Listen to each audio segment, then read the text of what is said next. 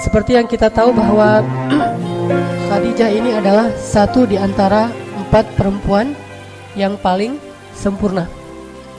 Karena di muka bumi itu perempuan yang sempurna cuma ada 4. Kalau laki-laki yang sempurna itu banyak, yaitu para rasul dan anbiya. Sampai Nabi mengatakan kamula minar rijali katsir. Banyak laki-laki yang sempurna. Walam yakmul minan nisa illa arba'ah. Tidak ada yang sempurna dari kalangan perempuan kecuali 4.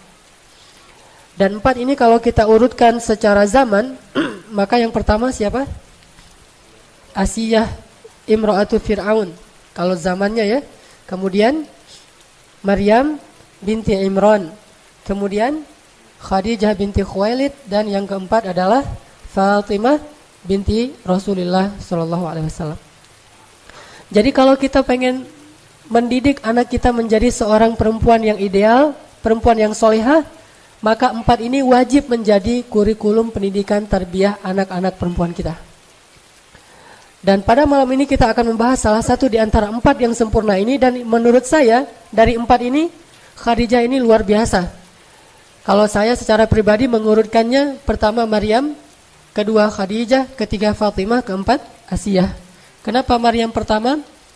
Karena memang Maryam ini diperdebatkan oleh para ulama. Kira-kira Maryam itu nabi atau bukan? Kalau 3 yang terakhir ini tidak diperdebatkan. Sepakat para ulama mereka bukan nabi tapi solehah gitu. Sedangkan Maryam, sebagian ulama mengatakan Maryam itu nabi, satu-satunya nabi dari kalangan perempuan. Tapi jumhur ulama mengatakan bukan nabi, orang soleh, tetapi sederajat dengan nabi. Ini artinya bahwa membahas tentang perempuan-perempuan 4 ini luar biasa. Enggak akan pernah habis teladan yang bisa kita ambil dari mereka semua. Bagaimana dengan Aisyah? Kenapa Aisyah tidak termasuk di antara 4 yang sempurna?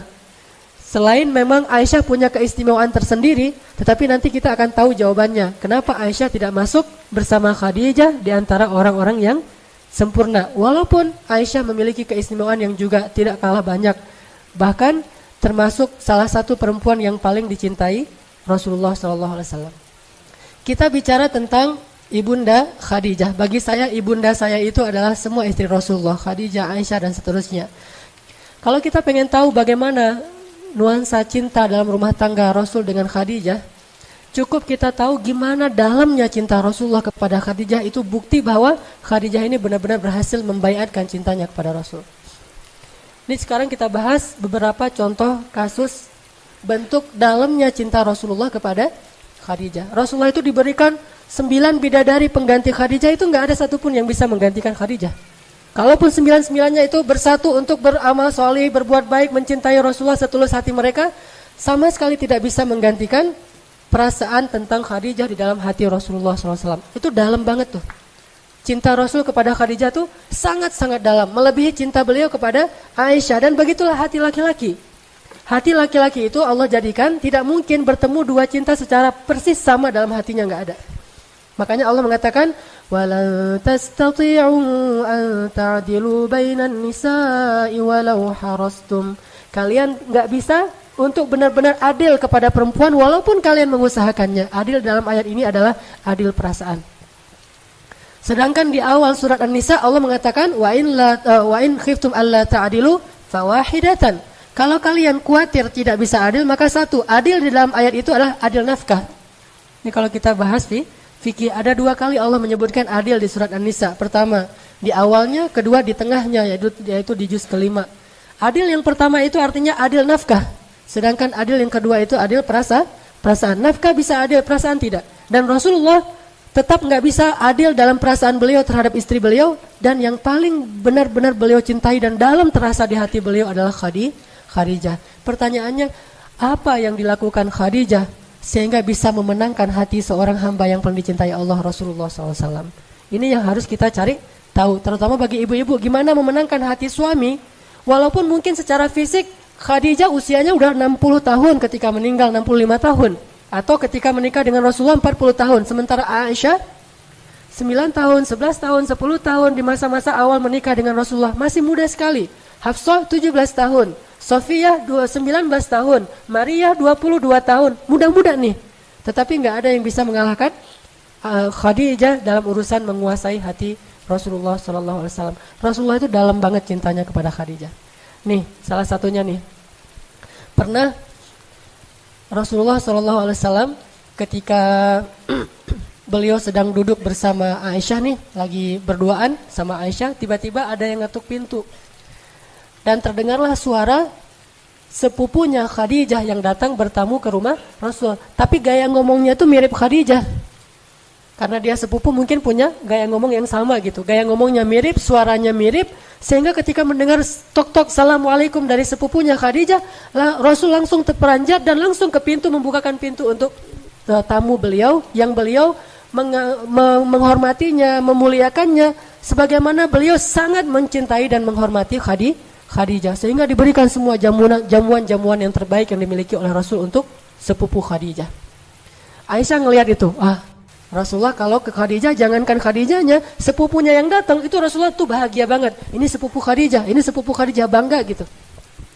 Dilihat lagi oleh Aisyah, karena keseringan kayak gini, Aisyah lama-lama jadi cemburu tuh. Akhirnya Aisyah bilang apa? Khadijah, dalam tanda seru gitu. Kalau bahasa kita, Khadijah lagi gitu ya. Kalau bahasa orang Arab, Khadijah kata Aisyah. Ya Rasulullah, kata Aisyah karena cemburu, kenapa engkau tidak pernah bisa melupakan perempuan tua itu?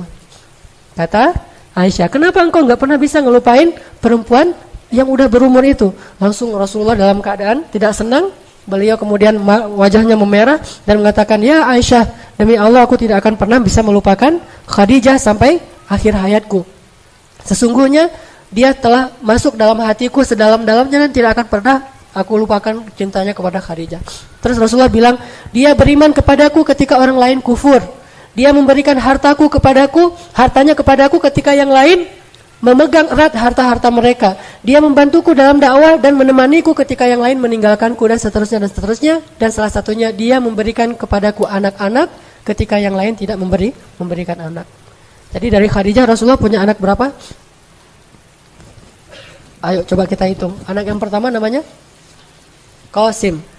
Makanya Rasulullah dikenal juga dengan panggilan Abu Qasim. Kemudian yang kedua Zainab.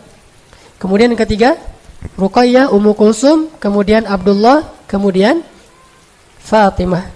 Sedangkan dari yang lain cuma ada satu nanti Ibrahim, kalau nggak salah dari Maria, tapi juga sama meninggal di masa masih kecil. Oke, artinya Khadijah itu sangat dicintai oleh Rasulullah sehingga Rasulullah marah ketika Aisyah menghina Khadijah di depan Rasulullah. Dan marahnya Rasulullah itu adalah sunnah. Jadi kita harus tahu bahwa Rasulullah itu marahnya kapan, senangnya kapan, memaafkannya kapan, membalasnya kapan, semua yang dilakukan Rasulullah itu adalah sunnah. Jadi jangan hanya ucapannya yang dianggap sebagai sunnah. Sikap Nabi itu sunnah, dan marahnya Rasul ketika Aisyah menghina Khadijah itu marah yang paling baik. Posisi marah yang paling ideal itu di situ tuh. Tetapi dengan cara tidak mencela, tidak menyakiti, tidak menzalimi istri, tetapi di situ suami marah. Sehingga ketika misalnya ada orang lain yang menghina istri kita, atau ada saudara kita menghina istri kita, atau teman kita menghina istri kita, maka di situ marahnya kita itu ikut sunnah Nabi. Tetapi dengan syarat marah yang beretika, tidak mencela, tidak menyakiti, tidak menzalimi hak-hak orang lain. Dan Rasulullah SAW kadang beliau marah, kadang beliau senang, kadang beliau memaafkan, kadang beliau membalas sesuai dengan haknya. Semua ini adalah sunnah Rasulullah SAW. Ini salah satu contoh bagaimana cintanya Rasulullah kepada Khadijah. Ada lagi yang luar biasa. Ketika terjadi Fathu Makkah, apa arti Fathu Makkah? Ada orang bilang penaklukan kota Makkah, bukan. Pembebasan kota Makkah, karena Rasulullah tidak menaklukkan siapa-siapa.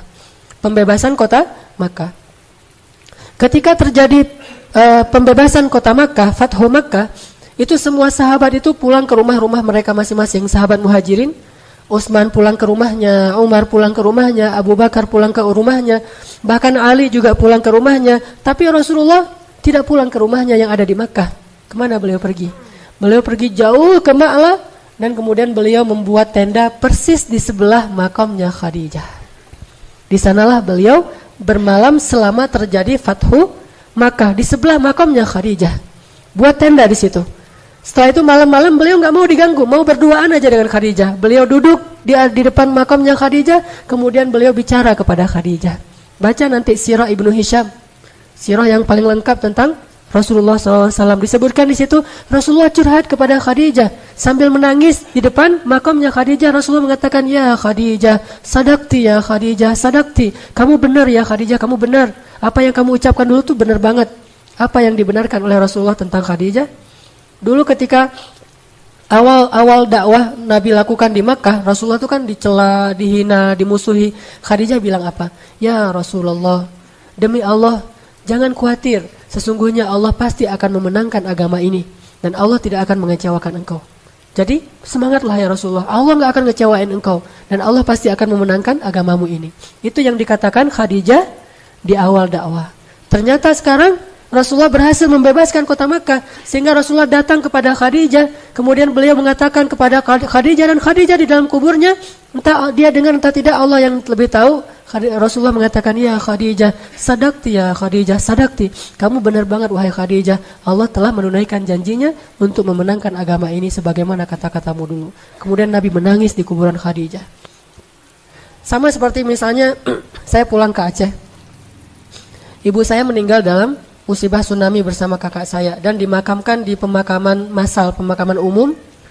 Dan itu jaraknya dengan bandara itu dekat. Jadi kalau saya pulang turun bandara itu langsung sekitar 15 menit itu udah ada pemakaman tentang korban tsunami. Saya selalu kalau pulang ke Aceh itu keluar dari bandara langsung mampir ke kuburan ibu saya.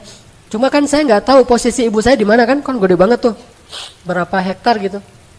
Nah akhirnya saya duduk di salah satu pojok pemakaman besar itu, kemudian saya ngomong gitu, Mak, ini abang udah pulang Mak gitu. Pas awal-awal saya datang dari Mesir tuh berkesan banget tuh. Karena saya pengen banget ngajak ibu saya jalan-jalan, naik pesawat. Kan ibu saya belum pernah naik pesawat tuh. Pengen ngajarin ya gimana rasanya naik pesawat. Malah kalau bisa pengen umrohin ibu dan segala macam. Cuma ya Allah mentakdirkan yang lain. Pas saya pulang saya curhat, Mak ini abang pulang. Kak Yus, kakak saya namanya Kak Yus nih adik pulang segala macam. Ngomong aja di situ. Itu bukan bid'ah. Dan itu nggak ada hubungannya dengan ahli kubur itu dengar atau enggak, kita kan nggak tahu ya, karena Allah yang lebih tahu. Cuma itu adalah bentuk dari memuaskan rasa rindu seorang kekasih kepada kekasihnya, dan Rasulullah melakukan itu. Bukannya Khadijah pasti dengar kemudian nanti bisa dialog. Ini lain lagi nih, kalau ada yang minta fatwa ke ahli kubur, minta nasihat misalnya, mau pemilihan caleg gitu ya, datang ke kuburan, Mbah, ini muridnya Mbah mau minta nasihat gitu-gitu ya. Minta wejangan, terus pura-pura dengar, oh iya ya Mbah, ya ngerti Mbah gitu. Apa yang dia ngerti? Ada yang kayak gitu. Ini Allah alam ya, saya nggak ngerti, saya nggak berani memfatwakan itu bid'ah atau enggak. Saya bukan ahli fikih, tapi yang dimaksud dengan curhatnya Nabi itu bukan kayak gitu. Curhatnya Nabi adalah Rasulullah itu hanya ingin mengekspresikan betapa rindunya beliau kepada Khadijah. Beliau ingin sekali bertemu dengan Khadijah, memeluk Khadijah, mengatakan kepada Khadijah, wahai Khadijah, perjuangan kita sekarang sudah menang. Beliau ingin mengatakan itu kepada Khadijah. Beliau ingin memperlihatkan kepada Khadijah bahwa pengorbanan Khadijah itu gak sia-sia. Beliau ingin tunjukkan kepada Khadijah bahwa Khadijah itu benar dan dia adalah istri sejati yang pernah menolong Rasulullah dari awal berdakwah di Makkah. Itulah Khadijah. Gak ada istri yang bisa lebih hebat daripada Khadijah, sehingga Rasulullah datang ingin curhat kepada Khadijah dan mengatakan, ya Khadijah, sadaqti, kamu benar wahai Khadijah, apa yang kamu katakan itu benar, bahwa perjuanganmu tuh gak sia-sia, Allah sudah memenangkan perjuangan kita ya Khadijah. Ini bayat cinta. Apa yang udah dilakukan Khadijah sehingga begitu dalam cinta Rasulullah kepadanya, bahkan tidak tergantikan oleh 9 orang istrinya, walaupun istri-istri yang cantik dan masih belia. Ini kita bandingkan aja tanpa ada niat menjelek-jelekan Aisyah ya, karena kalau kita bahas Aisyah juga luar biasa.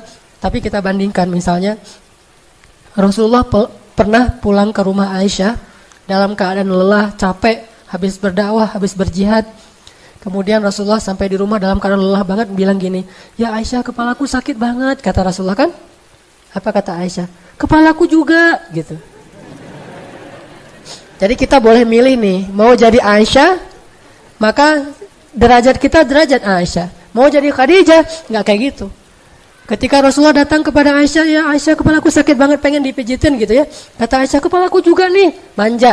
Akhirnya Rasulullah, oh ya udah. Akhirnya Rasulullah mijitin Aisyah, nggak jadi sakit kepala demi Aisyah. Itu kan suasana hidup di rumah tangga Rasul dengan Aisyah. Memang Rasulullah nggak mempersoalkan itu, tapi tetap Aisyah nggak akan pernah bisa ngalahin Khadijah kalau kayak gitu. Sedangkan Khadijah ketika Rasulullah datang, zammiluni, dathiruni, langsung dipeluk oleh Khadijah, di pintu dibuka pintu oleh Khadijah, terus Nabi bilang, "Zamiluni," langsung dipeluk oleh Khadijah, ditutup pintunya, dibawa masuk ke kamar, ditutup kamarnya biar Rasulullah nggak takut. Karena waktu itu Rasulullah seperti anak yang baru ngelihat hantu, ketakutan banget. Pengalaman pertama melihat Jibril, akhirnya diselimuti oleh Khadijah, dibelai oleh Khadijah, kemudian dipeluk oleh Khadijah sampai Nabi tenang. Jadi Nabi nggak mengatakan Zamiluni juga, nggak ada. Itu bukan Khadijah. Atau Zamiluni, pergi sendirilah di kamar banyak selimutin sendiri. Nggak ada itu Khadijah. Jadi Zamiluni dizamilu beneran. Dan 2 kali kan, Muzammil, Mudaththir, Zamiluni, Daththiruni. Ini menjadi simbol, walaupun kita nggak ngelihat persis adegannya kayak gimana, tetapi di sini ada pesan dari Allah. Ayat itu kan turunnya di dalam pelukan Khadijah. Ayat yang turun di dalam pelukan Khadijah. Ketika Rasulullah datang dalam keadaan ketakutan, Rasulullah bilang, Daththiruni, dipeluk oleh Khadijah, dibawa ke kamar, kemudian dibelai oleh Khadijah, turun, ya ayyuhal muddaththir. Kemudian pulang lagi ketika berdakwah, dihina, dicela, dimusuhi oleh orang-orang kafir, Nabi sedih banget, kemudian pulang dalam keadaan sedih mengatakan, Zammiluni. Kemudian dizammiluni oleh Khadijah, dipeluk dalam pelukan itu, ya ayyuhal muzammil. Artinya apa? Rasulullah itu selalu bisa selesai masalahnya jika pulang ke rumah. Bukan pulang ke rumah nambah masalah ya. Ini namanya Khadijah, wafa. Jadi rumah itu benar-benar hiburan buat suami, oasis buat suami yang gersang di luar, ada masalah apapun, pulang ke rumah itu menyelesaikan masalah. Bukan keluar rumah itu untuk menyelesaikan masalah. Ini unik ya. Ada banyak orang yang kenapa jarang pulang? Biar selesai masalahnya. Lalu datanglah waktunya setelah 15 tahun menikah dengan Rasulullah yang aman, hidupnya damai, semuanya tercukupi, mereka orang yang mampu, bahkan termasuk orang kaya. Hidupnya itu enak banget, banyak pembantu. Datanglah masa-masa sulit. Jadi kalau orang dari awal sulit mungkin udah lebih siap ya. Ini dari masa-masa yang begitu nyaman, tiba-tiba gara-gara dakwah jadi sulit. Nggak pernah Khadijah tuh ngeluh, ini gara-gara engkau ini terlalu sibuk ngurusin orang lain, akhirnya hidup kita jadi susah. Tuh lihat anak-anak terlantar segala macam, nggak pernah sama sekali memberatkan suaminya. Benar-benar mendukung habis-habisan 100% all out kepada Rasulullah SAW. Sehingga datanglah wahyu pertama. Apa wahyu pertama kepada Rasulullah? Bukan, kalau itu ayat pertama. Bedain, kalau pertanyaannya, sebutkan wahyu pertama yang datang kepada Nabi, itu adalah sunrise. Mimpi melihat sunrise, itulah wahyu pertama. Tapi kalau ditanya ayat pertama yang turun kepada Nabi, jawabannya adalah surat Al-Alaq di awal itu, setengah dari surat Al-Alaq. Jadi beda wahyu dengan ayat. Memang ayat yang pertama surat Al-Alaq, tapi kalau wahyu bukan Al-Alaq yang pertama. Wahyu yang pertama didapatkan oleh Rasulullah itu adalah Rasulullah berkali-kali mimpi melihat falakis subhi. Falakis subuh itu kalau diterjemahin melihat cahaya sunrise. Berkali-kali kayak gitu. Terus Nabi jadi khawatir, loh ini kenapa saya mimpinya aneh gitu. Udah gitu, sejak saat itu Nabi kalau keluar rumah sering dipanggil-panggil. Yang manggil siapa? Batu, pohon. Manggil, ya Muhammad, engkau itu Rasulullah. Nabi cari-cari nggak ada orang. Terus Nabi lari gitu ketakutan. Ada lagi yang manggil, pohon manggil, ya Muhammad, engkau Rasulullah. Lari lagi. Rasulullah merasa aneh nih, kayak orang kerasukan, diganggu sama setan. Akhirnya datang ke Khadijah. Ya Khadijah, apa yang terjadi pada saya nih? Kok akhir-akhir ini saya sering mimpi aneh. Kemudian ada yang manggil-manggil tapi nggak ada orangnya. Apa kata Khadijah menenangkan? Wahai suamiku, gak usah khawatir, jangan sedih. Karena sesungguhnya Allah gak mungkin menyakitimu. Karena engkau orang yang baik. Engkau orang yang menyantuni anak yatim. Engkau orang yang membantu fakir miskin. Engkau orang yang menjamu para tamu. Engkau orang yang menyelesaikan urusan banyak orang. Engkau orang yang baik ya, suamiku Muhammad. Dan namamu juga orang yang terpuji. Allah gak akan mungkin menyakitimu. Jadi itu pasti bukan gangguan setan. Pasti itu adalah pertanda baik dari Allah. Khadijah cerdas, punya ilmu. Padahal dia belum tahu Islam, tapi udah bisa memberikan banyak sekali dukungan dan motivasi bagi suaminya. Sejak saat itu Nabi mulai berpikir untuk menyendiri. Dari wahyu pertama Nabi bilang, ya Khadijah, boleh nggak kalau misalnya saya sekarang lebih banyak ke Gua Hira untuk bertafakur. Namanya tahanus. Ini siapa yang bunyi nih? Yang ini Asus. Oh biarin. Rasulullah bilang ke Khadijah, ya Khadijah, boleh nggak kalau sekarang saya mungkin lebih banyak bertafakur di Gua Hira. Kata Khadijah, nggak apa-apa. Kenapa suamiku? Apa yang kau butuhkan? Saya butuh menyendiri, bertafakur apa yang terjadi dan apa yang harus saya lakukan. Akhirnya Khadijah buru-buru mempersiapkan bekal untuk suami. Bayangkan dukungan Khadijah. Disiapin roti, kemudian gandum segala macam disiapin, bekal-bekal Rasulullah, selimut. Setelah dibekalin, akhirnya Rasulullah naik ke Gua Hira. Berapa lama? Berminggu-minggu di Gua Hira. Ngapain? Tahanus, tafakkur. Ini apa yang terjadi? Bagaimana memperbaiki bangsa ini dan seterusnya. Itulah pemikiran seorang laki-laki. Dia mikirin solusi untuk umat, bukan cuma mikirin diri sendiri dan keluarga. Mikirin nih umat kita nih lagi krisis nih, banyak yang terzolimi, umat kita jauh dari agama. Terus gimana? Kalau bahasa teman-teman tabligh itu punya fikir gitu. Dia selalu punya fikir untuk umat, bukan cuma punya fikir untuk diri sendiri dan keluarganya. Nah inilah rijal, laki-laki sejati. Dan Khadijah mendukung, memberikan bekal. Akhirnya naiklah ke Gua Hira. Kalau bahasa sekarang, Rasulullah terhanus ke Gua Hira, itu bahasa sekarangnya tuh suami-suami kita tuh rajin ke taklim. Ngapain sih taklim seminggu sampai 3 kali gitu ya? Itu lagi tafakur, belajar dulu. Karena dengan belajar akhirnya dia bisa berbuat lebih untuk umatnya, untuk bangsanya, untuk negaranya, untuk kaum muslimin. Sehingga dia datang ke Gua Hira yang bernama Al-Latif misalnya. Kalau itu kan Gua Hira. Ini Al-Latif Gua Hira-nya anak-anak muda Bandung. Insyaallah ya. Jadi rajin ke Latif, ya dukungin aja, bahkan bekelin gitu. Kalau dia bilang, boleh nggak kalau misalnya malam ini sekalian qiyamul lail, jadi saya nggak langsung pulang. Oh nggak apa-apa, mau dibekelin apa nih? Mau dimasakin nasi goreng? Nah itu Khadijah banget tuh. Tapi kalau ya udah, kalau berita buruk gitu nggak usah kasih tahu. Jangan kasih support gitu, motivasi, semangat, bekelin. Kasih misalnya beliin sovel yang untuk biar nggak digigit nyamuk. Terus apalagi gitu, selimut, bantal, Hello Kitty gitu, kasih aja semuanya ke suaminya biar suaminya nyaman gitu kan. Ini yang dirasakan oleh dai-dai yang punya istri Khadijah, dan itu luar biasa loh. Dan saya bukan cuma ngomong ya, saya ngerasain gitu. Jadi kalau misalnya mau itikaf di Al-Latif, oh ya, langsung disiapin semuanya. Bukannya diminta, dan mungkin kita juga nggak akan enak hati kan ya, disiapin segalanya. Udah biarin, siapin sendiri. Nggak, biarin aja, disiapin air segala macam, dibuatin. Kalau saya senang sebelum qiyam tuh minum rosella dulu, siapin rosella hangat segala macam. Ini Khadijah. Dan kita butuh istri yang seperti itu di rumah para mujahid. Kalau nggak akan ada yang bisa berjuang dengan istiqomah di jalan Allah Subhanahu Wa Taala. Tetap butuh wanita yang besar. Akhirnya Nabi naik ke Gua Hira. Berminggu-minggu habis bekalnya datang lagi, cuma semalam doang di rumah. Besok berangkat lagi ke Gua Hira. Gak pernah Khadijah bilang ngapain sih lama-lama di sana. Udah aja di rumah. Tafakur kan bisa di kamar juga, bisa sambil di atas sajadah segala macam. Gak ada tuh. Support aja. Suaminya datang, Khadijah bekalku habis, disiapin lagi sama Khadijah. Naik lagi tuh.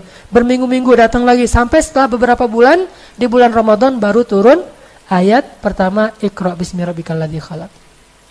Sejak saat itu Nabi ketakutan, turun dari Gua Hira, tiba-tiba Jibril lagi itu ya, pas Nabi keluar dari Gua Hira, diinin sama Jibril, dipanggil sama Jibril, terus Jibril tuh mau menampakkan wujud aslinya di langit dunia itu, semua langit itu penuh dengan wajah Jibril. Bayangin aja malaikat segede itu ngelongok gitu kan ya, bumi cuma sekelereng kan bagi dia kan, bagi malaikat, terus ngelihat kayak gini tuh gimana tuh, semua seantero cakrawala dilihat itu wajah Jibril, terus manggil lagi tuh, ya Muhammad kan, wah suaranya tuh langsung Nabi ngelihat kemanapun ngelihat ada wajah Jibril. Terus kata Jibril, jangan lari ya Muhammad, jangan lari, aku Jibril, kamu Rasulullah, lagi kenalan. Cuma cara kenalannya gitu amat ya. Jadi, Jibril lagi kenalan, aku ini Jibril ya Muhammad, kamu itu Rasulullah. Rasulullah lari. Bahkan bayangin aja, Gua Hira itu kan curam banget tuh. Turun nggak usah lari, jalan aja susah. Gimana turunnya lari, coba gimana ngebayangin tuh. Saya nggak bisa kebayang pas saya umroh ngelihat Gua Hira kayak gini curamnya, terus Nabi turun lari karena disamperin Jibril pengen kenalan. Itu kayak gimana tuh turunnya, luar biasa, nggak ada rem kan, turun sampai ngos-ngosan di rumah, ketok pintu langsung tadi dipeluk sama Khadijah. Khadijah nenangin. Setelah Rasulullah bangun istirahat, Khadijah tanya, ya suamiku ada apa? Kata Rasulullah, ada kejadian aneh, tiba-tiba datang sosok makhluk yang luar biasa besarnya, wajahnya memenuhi langit segala macam. Aku nggak tahu ini kenapa dengan aku akhir-akhir ini gitu. Dan dia berpesan Iqra bismi rabbikal ladzi khalaq. Akhirnya Khadijah bilang, yuk kita ketemu dengan sepupuku Waraqah, ulama Nasrani yang ada di Makkah. Yuk kita ketemu dengan dia banyak ilmu. Dianterin sama Khadijah ke Waraqah. Terus ketemu dengan Waraqah, ngomong dengan Waraqah, ya Waraqah apa yang terjadi pada suamiku? Akhirnya Waraqah bilang, itu namus. Namus itu bahasa Ibrani untuk Jibril. Itu namus yang pernah mendatangi Musa dan Isa. Kalau dia datang lagi, jangan lari wahai Muhammad. Sesungguhnya dia adalah pembawa wahyu. Berarti engkau adalah nabi yang terakhir yang kami tunggu-tunggu. Aduhai seandainya hidupku masih lama, aku pasti akan menolongmu ketika orang-orang memusuhimu nanti, kata Waraqah. Selang beberapa lama kemudian, kurang dari 1 tahun, entah beberapa hari, Waraqah meninggal dunia. Khadijah makin yakin kan kalau suaminya adalah utusan Allah, bahagia banget Khadijah, mendukung banget. Tapi dia tahu resiko kayak yang disampaikan Khadijah oleh Waraqah. Apa kata Waraqah diam-diam kepada Khadijah? Ya Khadijah, suamimu itu akan mendapatkan banyak sekali masalah, maka beradalah terus di sisinya. Kata Khadijah, saya menjadi fida itu tebusan gitu. Kalau ada apa-apa saya duluan yang akan ngadapin. Ya Waraqah, saya akan membantu suami saya hidup dan mati. Ini baiat cintanya Khadijah. Tahu resiko jadi seorang nabi. Pulang nih ke rumah. Pulang ke rumah, Rasulullah masih nggak enak nih kalau didatangin Jibril, merasa nih Jibril beneran atau setan nih. Kan belum kenal ya. Gimana nih cara biar makin yakin? Khadijah tuh pintar gitu. Kata Khadijah, ya Rasulullah. Sekarang manggilnya Rasulullah, ya Rasulullah. Kalau engkau ingin membuktikan itu malaikat atau jin, caranya gampang. Nanti kalau dia datang, kasih tahu saya ya. Nah ini istri luar biasa, pintar, cerdas banget nih, bijaksana. Kata Rasulullah, oh ya, nanti kalau dia datang aku kasih tahu kamu. Datanglah Jibril. Pas datang Jibril, Assalamualaikum, waalaikumsalam. Nggak langsung disuruh masuk. Langsung Rasulullah nyamperin Khadijah di belakang. Khadijah, Jibril datang. Kayak gitu tuh suasananya. Khadijah, Jibril datang. Kata Khadijah, yaudah, ayo kita sambut. Khadijah duduk, Jibril masih di pintu. Apa kata Khadijah? Ya Rasulullah, duduklah di atas paha kiriku. Bayangin gimana Khadijah habis-habisan buat Rasul. Kalau Aisyah biasanya duduk di atas paha Rasul. Kalau Khadijah, Rasul yang duduk di atas paha Khadijah tuh beda banget tuh. Jadi bahasa ininya bisa ngemong banget kepada Rasulullah. Kebetulan juga usia Rasulullah kan 15 tahun lebih muda ya. Tapi memang sifatnya ngemong banget, benar-benar ngebantuin Rasul. Dan saya nggak bisa ngebayangin. Saya coba imajinasi ya. Gimana tuh duduk di atas paha istri. Saya juga belum pernah. Kalau tidur di atas paha istri sering ya dibelai gitu kan. Maaf ya jomblo ya.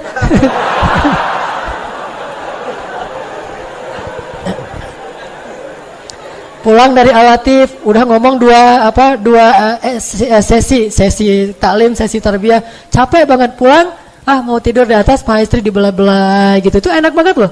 Tiba-tiba bangun udah azan subuh kan luar biasa tuh. Rasulullah duduk di atas paha Khadijah, di atas paha kirinya. Khadijah bilang duduklah di atas paha kiriku ya Rasulullah.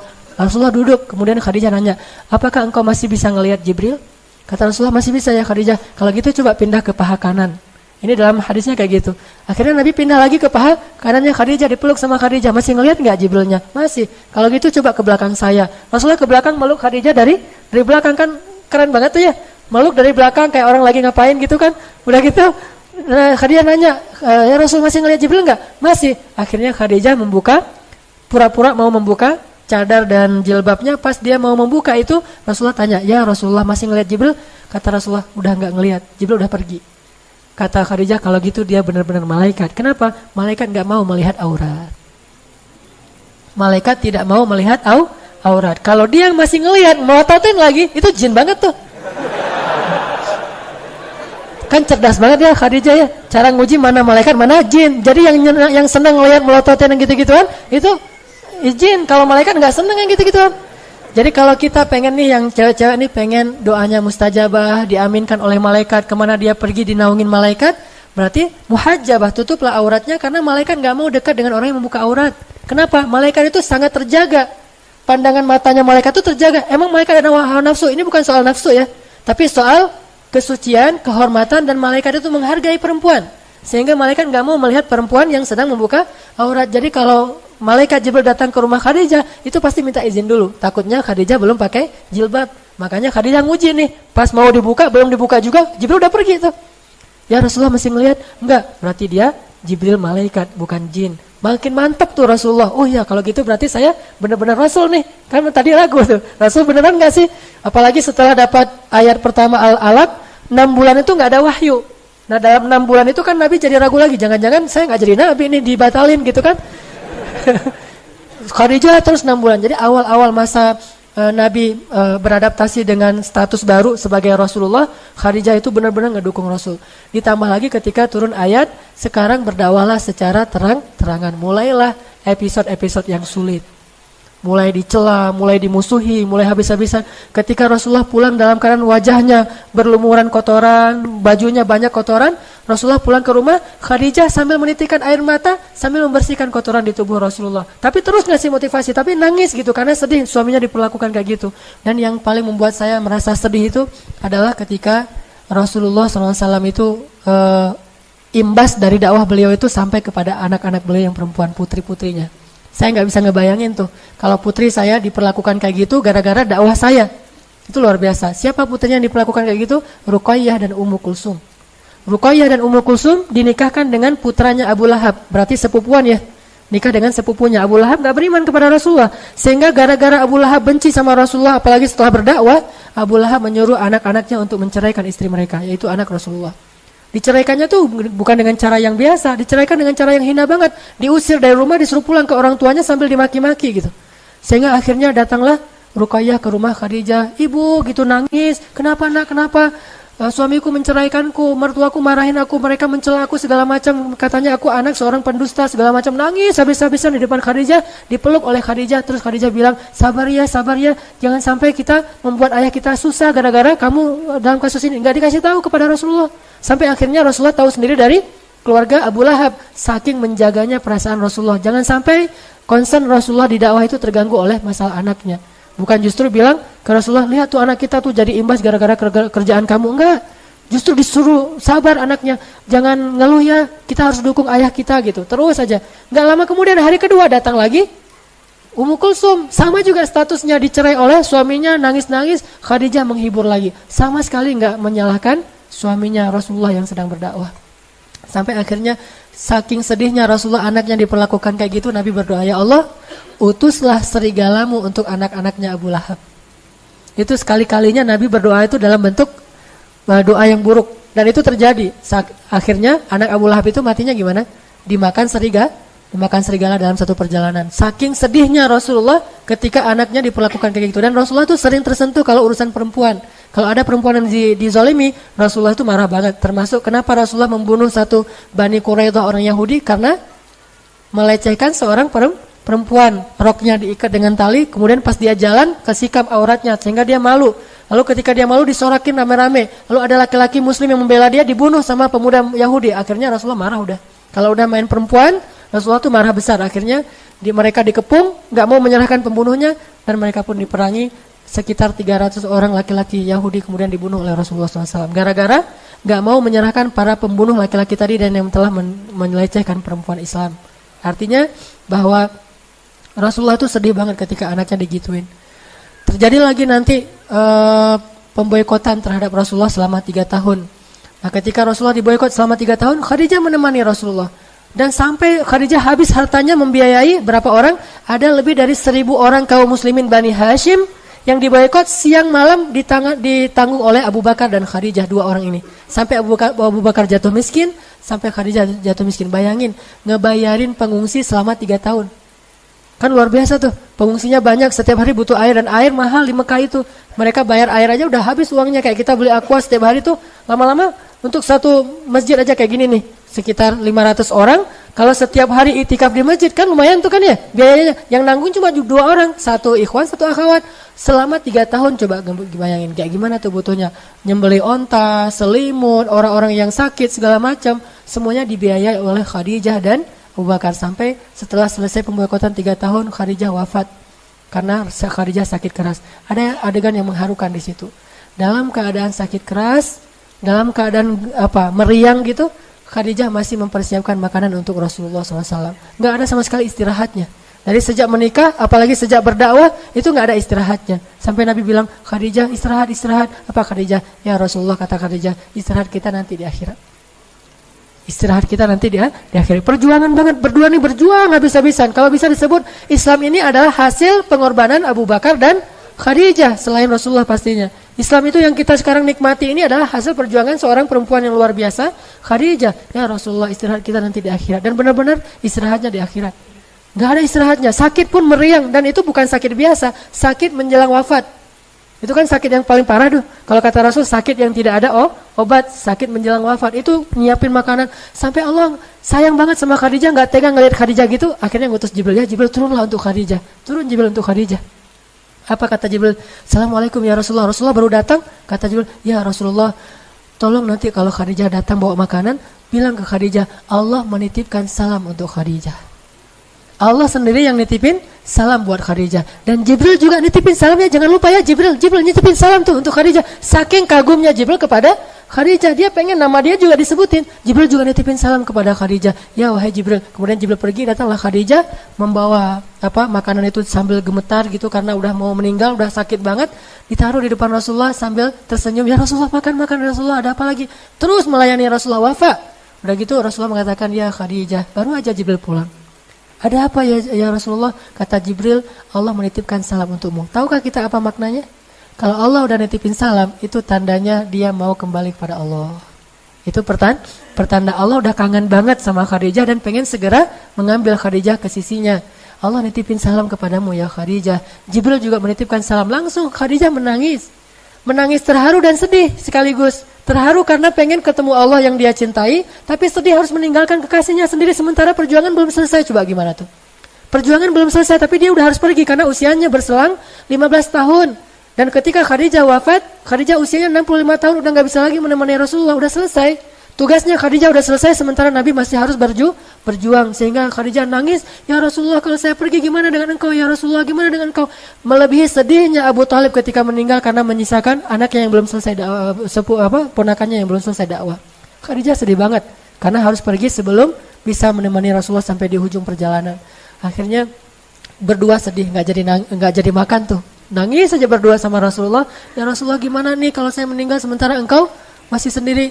Rasulullah menghibur Khadijah. Lalu selang beberapa hari kemudian Khadijah meninggal dunia. Rasulullah sangat sedih di hari meninggalnya Khadijah, diurus sendiri semuanya sampai ke kuburannya. Dan tahun itu Rasulullah benar-benar terpukul. Dikenallah tahun itu dengan nama Tahun Duka Cita. Meninggallah pejuang sejatinya Rasulullah SAW. Abu Thalib meninggal selang beberapa minggu kemudian meninggal yang paling dicintai Rasulullah yaitu Khadijah. Sementara Rasulullah masih punya bayi yang masih kecil banget dan insya Allah nanti suatu saat akan persis seperti Khadijah hiburan buat Rasulullah. Siapa dia? Fatimah. Itulah sebabnya Rasulullah gak bisa ngelupain Khadijah banget. Sampai ketika Fatuh Makkah, Rasulullah mengatakan, ya Khadijah, perjuangan kita sudah berbuahkan hasil. Benar kata-katamu wahai Khadijah, engkau benar, Allah akan memberikan kemenangan bagi agama ini. Inilah wafatnya Khadijah kepada suaminya. Ibu-ibu, belajar dan ajarkan ini kepada putri-putri kita. Istri yang sejati itu adalah istri yang bisa wafa habis-habisan buat suami. Gak ada pengecualian.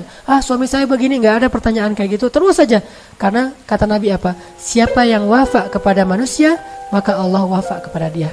Apa wafanya Allah kepada Khadijah? Kata Allah dalam hadis Jibril tadi saya lupa ngatain, bahwa Allah berpesan kepada Rasulullah, wahai Muhammad, sampaikan kepada Khadijah, Allah sudah menyediakan untuk Khadijah ribuan istana di dalam surga, dan di dalam istana itu dia punya banyak pembantu sehingga tidak ada lagi rasa lelah dan letih di dalam istana itu. Khadijah selama ini udah letih selama 10 tahun menemani Rasulullah, sekarang sudah tidak ada lagi letih. Seperti kata Khadijah, ya Rasulullah, istirahat kita nanti di akhirat.